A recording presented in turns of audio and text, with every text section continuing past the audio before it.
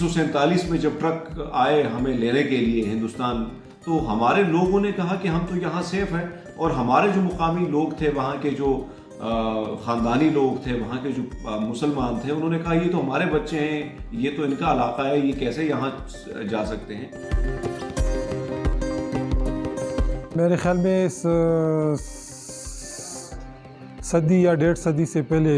ہم نے زمین دی ہے ان کو شمشاد گھاٹ کے لیے، اور اس جذبے سے دیا ہے کہ وہ ہمارے ساتھ اچھا تعلقات تھا اس کا، ابھی ہے۔ یہی وجہ ہے کہ آج صدیاں گزر گئی، ہمارا خاندان وہاں پہ آباد ہے اور انشاءاللہ آباد رہے گا، کیونکہ محبت، بھائی چارہ اور لوگوں کی محبت جو ہے وہ اس کا بدلہ ہم نہیں چکا سکتے، لوگوں کے جو احسانات ہیں ہم پر، اس کا بدلہ واقعی ہم نہیں چکا سکتے۔ اگر وہ ابھی ہم سے زمین مانگے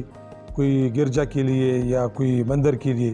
تو ابھی ہم بھی تیار ہیں اس کے لیے کہ ہم اس کو فری زمین دے دیں، تو ہم ایک دوسرے کو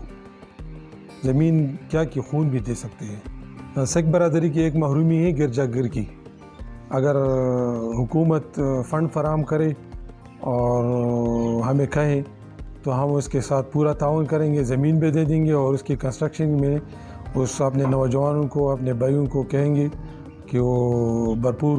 تعاون کرے اس کے ساتھ، تاکہ اس کا یہ محرومی بھی دور ہو جائے۔